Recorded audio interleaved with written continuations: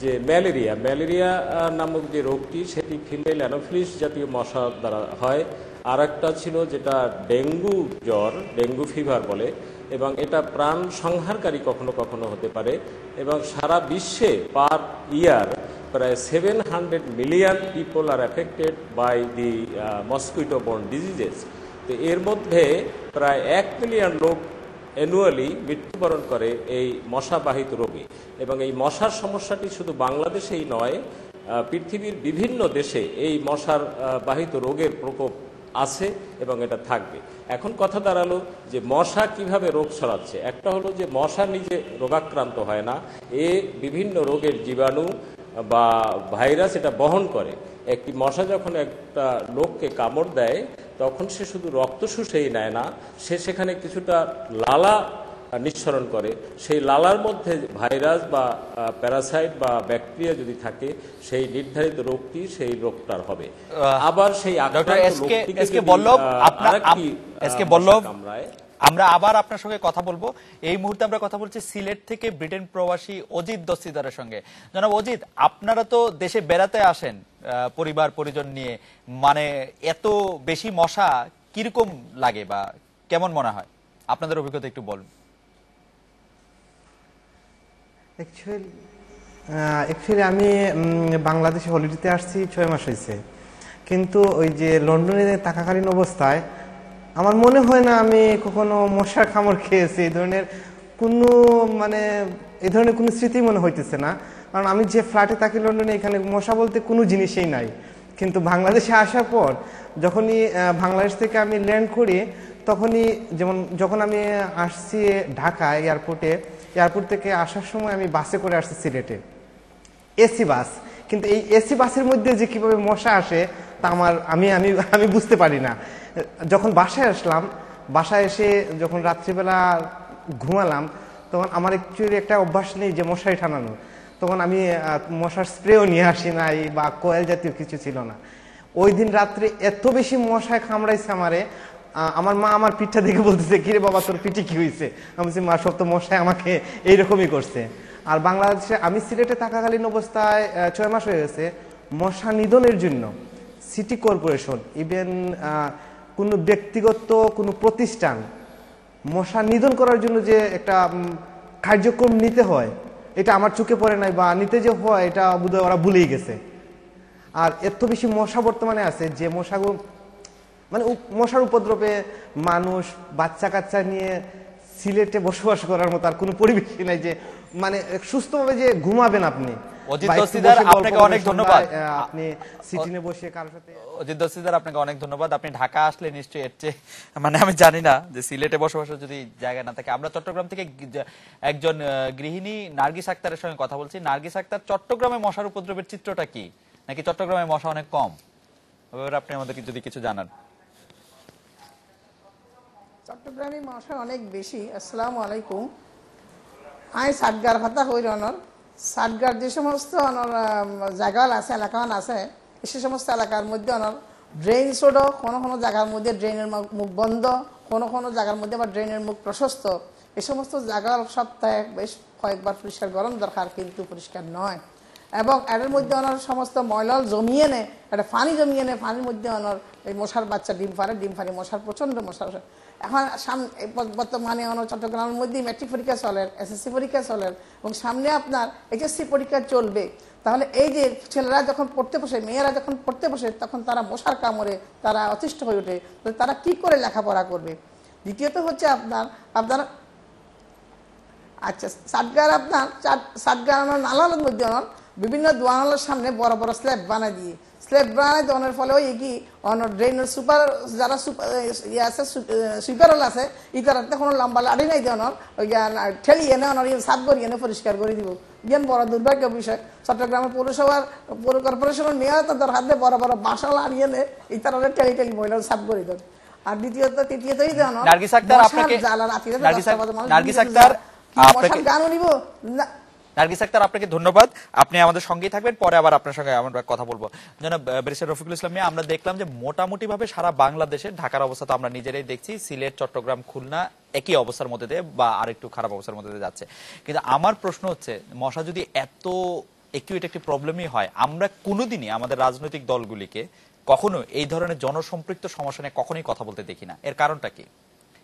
আমি কখনো কিন্তু, আপনি বিএনপির স্থায়ী কমিটির একজন সদস্য, আমি কখনো এই দাবি বিরোধী দল থেকে তুলতে শুনি নাই যে মশা মারতে হবে। এটি কি মানে আপনি নিজে বলেছেন তুচ্ছ বিষয় না, সেই কারণে আপনার কাছে এই প্রশ্নটি করা।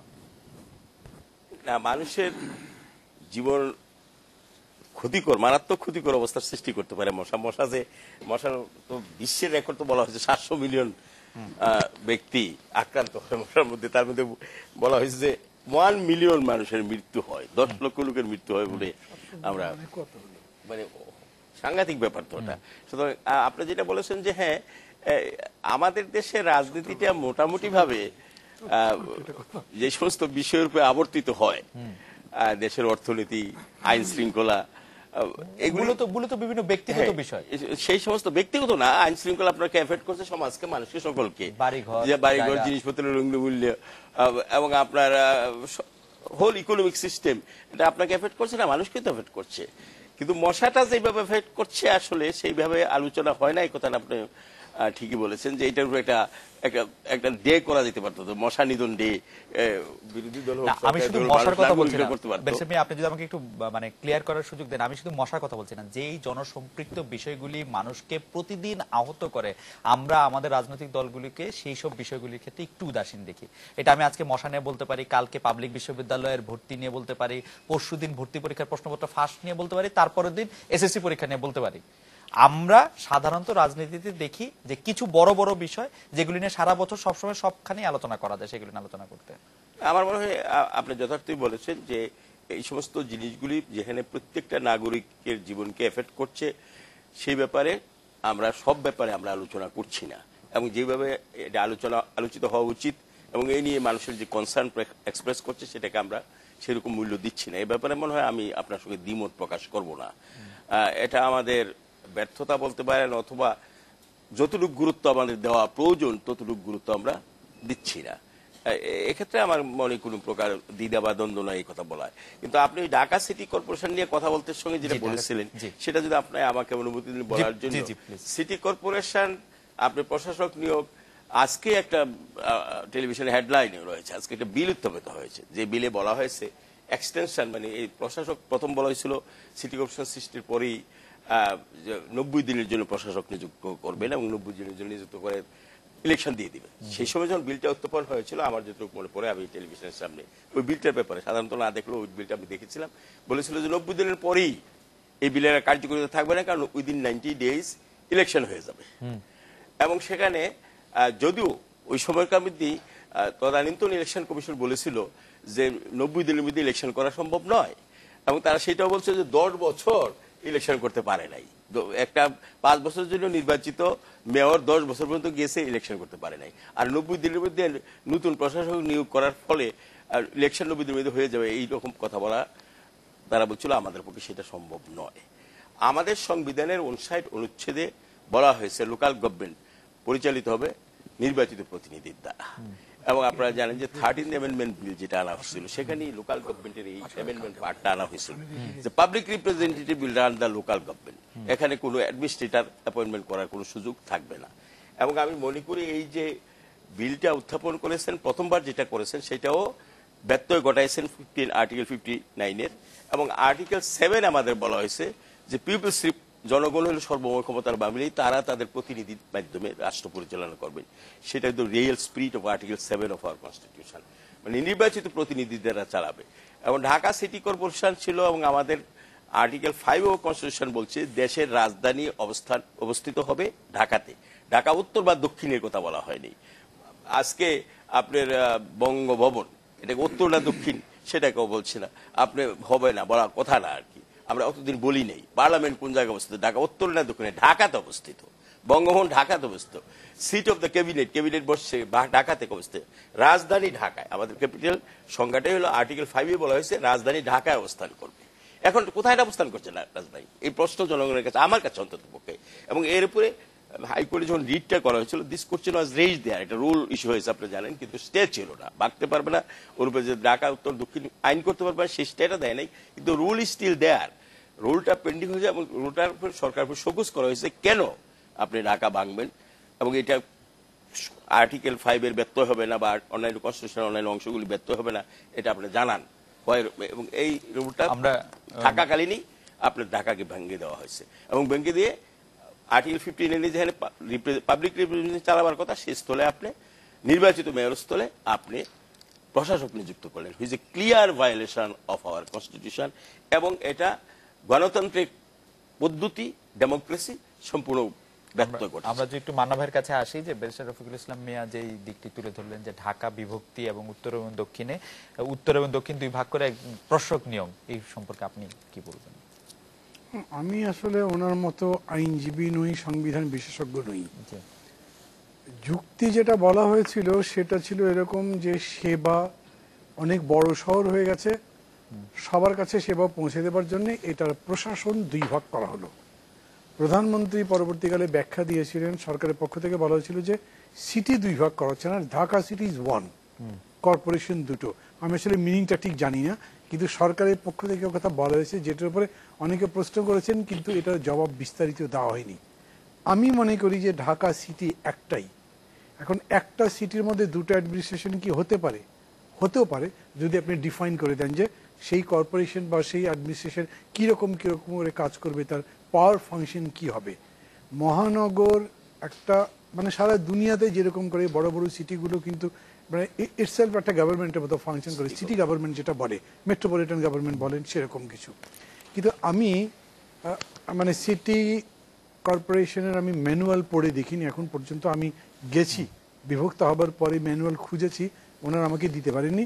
কিন্তু সিটি কর্পোরেশনের যারা দায়িত্বে ছিলেন এরকম কয়েকজন, আমি যে একটা টেলিভিশন টক শো করতাম সেই জায়গাতে তারা এসেছিলেন, তাদের জিজ্ঞেস করেছে, তারা আমাকে বলেছেন যে কেবলমাত্র পরিষ্কার পরিচ্ছন্নতার বাইরে বলতে গেলে তাদের হাতে কোনো ক্ষমতাই নেই। যদিও এই বিষয়টা পরবর্তীকালে আমার কাছে কিন্তু একটা প্রশ্নবোধক মনে হচ্ছে। আমি দেখি যে মেয়র মহিউদ্দিন চট্টগ্রামে যখন ছিলেন তখন উনি ওখানে একটা প্রাইভেট ইউনিভার্সিটি করেছেন।